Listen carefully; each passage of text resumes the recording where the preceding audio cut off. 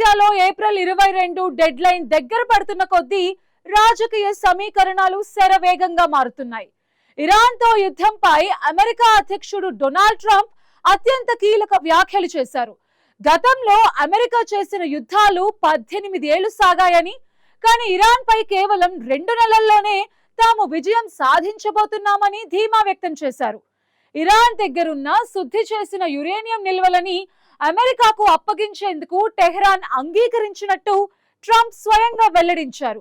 ఒకవేళ ఈ శాంతి ఒప్పందం కుదిరితే పాకిస్తాన్ లో జరగబోయే సంతకాల ప్రక్రియలో తాను కూడా పాల్గొంటానని ట్రంప్ ప్రకటించటం ఇప్పుడు ప్రపంచ దేశాలను ఆశ్చర్యపరుస్తోంది. అయితే మరోవైపు ఇరాన్ లొంగకపోతే భీకర దాడులు చేస్తామంటూ పీట్ హెగ్సెత్ హెచ్చరికలు జారీ చేశారు. దీంతో ఓవైపు ట్రంప్ శాంతి చర్చలు అంటుంటే మరోవైపు పీట్ హెగ్సెత్ దాడులు అని హెచ్చరించడం ఆందోళన కలిగిస్తోంది.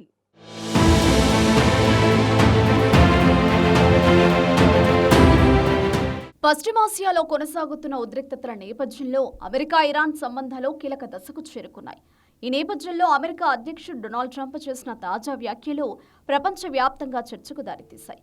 ఇరాన్తో జరుగుతున్న యుద్ధంపై ట్రంప్ తాజాగా వైట్ హౌస్లో మీడియాతో మాట్లాడారు. ఇరాన్తో 2 నెలల యుద్ధమే చేశామని అన్నారు. అమెరికా చేసిన ఇతర యుద్ధాలు 18 ఏళ్లు 4 ఏళ్లు కొనసాగాయని తెలిపారు. తాజా యుద్ధంలో తాము త్వరలోనే విజయం సాధించనున్నట్లు వెల్లడించారు. ఇరాన్పై సైనిక చర్యకు దిగకపోయి ఉంటే పరిస్థితి మరింత విషమించేదన్నారు. అయితే యుద్ధం కొనసాగుతూనే ఉండగా మరోవైపు శాంతి చర్చలకు కూడా అమెరికా ప్రాధాన్యమిస్తోంది.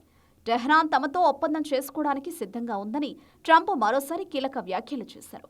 ప్రస్తుతం ఈ చర్చలు కీలక దశలో ఉన్నాయని, అదే సమయంలో కాల్పుల విరమణ ఒప్పందాన్ని పొడిగించాలా వద్దా అన్న దానిపై ఇంకా స్పష్టత లేదన్నారు. ప్రస్తుతం అమల్లో ఉన్న కాల్పుల విరమణ గడువు ఈ నెల 22తో ముగియనుంది. ఈ గడువును పొడిగించాలా లేదా అనే నిర్ణయం పూర్తిగా చర్చల పురోగతిపై ఆధారపడి ఉందని ట్రంప్ స్పష్టం చేశారు. ఒకవేళ చర్చలు విజయవంతమైతే కాల్పుల విరమణను పొడిగించాల్సిన అవసరం ఉండదని ఆయన వ్యాఖ్యానించారు. ఈ నేపథ్యంలో వారాంతంలో జరగబోయే తదుపరి చర్చలు అత్యంత కీలకంగా మారాయి.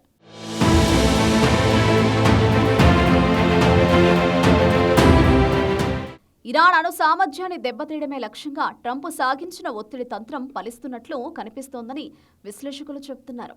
ఇరాన్ తన యురేనియం శుద్ధి కార్యక్రమాన్ని కొనసాగించాలని చూస్తుండగా అమెరికా మాత్రం ఎట్టి పరిస్థితుల్లోనూ అణ్వాయుధాలు అభివృద్ధి చేయనివ్వమని తేల్చి చెబుతోంది.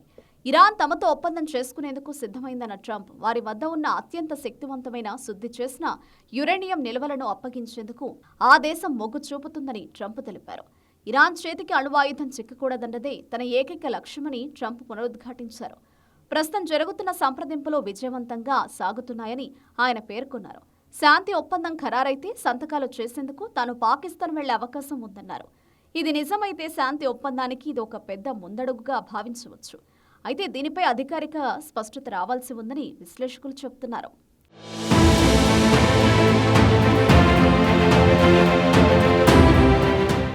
ఒకవైపు ట్రంప్ శాంతి మాత్రం పఠిస్తుంటే మరోవైపు అమెరికా రక్షణ శాఖ పీట్ హెగ్సెత్ హెచ్చరికలు జారీ చేశారు.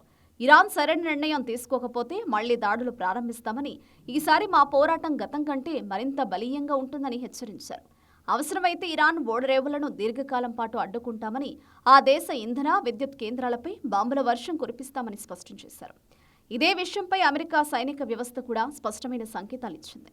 Joint chiefs of staff chairman Dan Caine హెచ్చరికలు జారీ చేశారు. కాల్పుల విరామం ముగిసిన వెంటనే మళ్లీ యుద్ధాన్ని కొనసాగించేందుకు మా దళాలు పూర్తిగా సిద్ధంగా ఉన్నాయని తెలిపారు. దీంతో అమెరికా ఈ విరామాన్ని వ్యూహాత్మకంగానే తీసుకుందని, ఒకవేళ చర్చలు విఫలమైతే భారీగా దాడులు చేసేందుకు అమెరికా సిద్ధంగా ఉందని విశ్లేషకులు భావిస్తున్నారు. ఇదిలా ఉండగా ఆర్థికంగా కూడా ఇరాన్పై ఒత్తిడి పెంచేందుకు అమెరికా ప్రయత్నాలు కొనసాగిస్తోంది. ఇరాన్ చమురు ఎగుమతులపై మరిన్ని ఆంక్షలు విధిస్తున్నట్లు ప్రకటించింది. టెహ్రాన్తో వ్యాపారం చేసే సంస్థలు, వ్యక్తులు, నౌకలపై కూడా ఈ ఆంక్షలు వర్తిస్తాయని తెలిపింది. ఇది ఇరాన్ ఆర్థిక వ్యవస్థకు పెద్ద దెబ్బగా మారే అవకాశం ఉంది. రానున్న వారం రోజుల్లో చమురు మార్కెట్లో కీలక మార్పులు చోటు చేసుకోబోతున్నాయని, అంతవరకు వేచి చూడాలని ట్రంప్ సూచించారు. ఇది ప్రపంచ ఆర్థిక వ్యవస్థపై నేరుగా ప్రభావం చూపే అవకాశం ఉంది.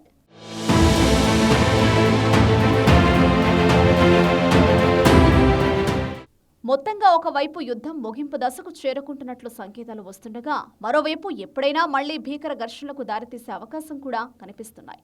ప్రస్తుతం పశ్చిమాసియాలో పరిస్థితి పూర్తిగా స్థిరపడలేదని, శాంతి ఒప్పందం కుదిరితే ఆ ప్రాంతంలో శాంతి నెలకొనే అవకాశం ఉంది. కానీ చర్చలు విఫలమైతే పరిస్థితి మరింత విషమించవచ్చని విశ్లేషకులు హెచ్చరిస్తున్నారు. త్వరలో జరగబోయే ఈ చర్చలు ఏ దిశగా సాగుతాయి?